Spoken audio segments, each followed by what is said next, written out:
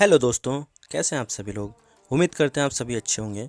Info magnet YouTube channel पर आप सभी का स्वागत है। यूके और भारत के बीच चल रहा एक विवाद। जी हाँ, इसको वैक्सीन वार भी बोल सकते हैं, जहाँ पर यूके ने अपने देश आने वाले लोगों के लिए एक रूल जारी किया था, जिसमें वो सभी देशों को वैक्सीन अलाउ कर रहे थे, लेकिन इंडिया की कोविशील्ड को अलाउ नहीं कर रहे थे। यूके ने कोविशील्ड को मानने से ही इनकार कर दिया था और इंडिया से आने वाले लोगों के लिए 10 दिन का क्वारंटाइन पीरियड दे दिया था। भारत ने यहाँ पर इसके जवाब में यूके से आने वाले ट्रैवलर्स को कह दिया कि अब आपको 10 दिन क्वारंटाइन रहना होगा, चाहे आपने कोई सी भी वैक्सीन लगवाई हो। यह सिर्फ यूके के ट्रैवलर्स के लिए ही रूल लगाया गया है। यहाँ क्या हो रहा है और कैसे दोनों देशों के बीच वैक्सीन वॉर चल रहा है, आज इसके बारे में हम जानेंगे, लेकिन सबसे पहले हम न्यूज़ आर्टिकल देख लेते हैं। ये इंडिया टुडे का है। UK travel row in counter measure India makes RT-PCR test 10 days quarantine must for all UK travellers. ये मनी कंट्रोल का आर्टिकल है। India imposes reciprocal travel curb on UK for failure to recognise CoWIN certificate. ये CoWIN certificate का क्या मसला है, ये मैं आगे बताऊंगा आपको वीडियो में। इसके बाद वियॉन का आर्टिकल है। India's counter to UK British national to undergo 10 days mandatory quarantine on arrival. ये द टाइम्स ऑफ इंडिया का है। Tit for tat India to impose 10 day quarantine for Britons. चलिए वापस आते हैं अपने टॉपिक पर। पहले यूके ने अपने यहाँ आने वाले ट्रैवलर्स को उनके देश के हिसाब से अलग अलग कलर कोड दे दिया गया। जैसे कुछ देशों को ग्रीन दे दिया था, इसका मतलब यहाँ से आने वाले लोगों से कोई खतरा नहीं है। कुछ को येलो तो कुछ को रेड कलर दे दिया था, जिसमें सबसे ज़्यादा मेजर लेने पड़ रहे थे।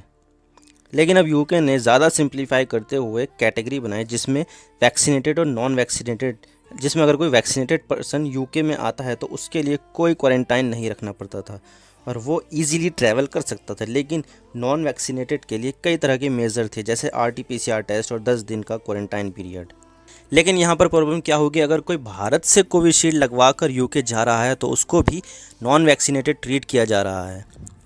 ये वही वैक्सीन है जो खुद यूके में बनी है और ऑक्सफोर्ड एस्ट्राजेनेका के नाम से जानी जाती है, लेकिन भारत इस वैक्सीन को कोविशील्ड नाम दिया है।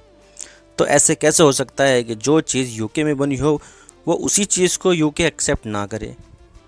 ये तो गलत बात है ना। इसको लेकर भारत ने बहुत चिंता जताई, लेकिन इसको काउंटर करने के लिए भारत ने भी सेम चीज़ यूके के ट्रैवलर्स के साथ किया। यहाँ पर भारत ने यूके से आने वाले लोगों के लिए RT-PCR टेस्ट और 10 दिन का क्वारंटाइन पीरियड सेट कर दिया है। इसके लिए चाहे आपने कोई भी वैक्सीन लगवाई क्यों ना हो, तो भारत ने भी यूके को जैसे का तैसा मारा, यानी टिट फॉर टैट। मैं आपको वो नए नियम बता देता हूँ जो यूके से आने वाले ट्रैवलर्स के ऊपर 4 अक्टूबर से लगने वाले हैं। पहला है RT-PCR टेस्ट करवाना होगा फ़्लाइट पकड़ने से 72 घंटे पहले। जी हाँ, जैसे कि आज पहली तारीख है और आपको 3 तारीख को फ़्लाइट पकड़नी है, तो आपको पहली तारीख में या 2 तारीख को ही लगवाना होगा या 3 तारीख को, यानी 72 घंटे के अंदर अंदर ही आपको एक RT-PCR टेस्ट करवाना होगा फ़्लाइट पकड़ने से पहले।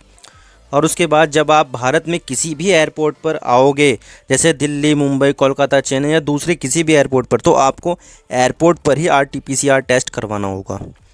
और तीसरा, उसके बाद आपको 10 दिन क्वारंटाइन रहना होगा, या तो होटल में या फिर किसी गवर्नमेंट डिज़ाइनेटेड जगह पर।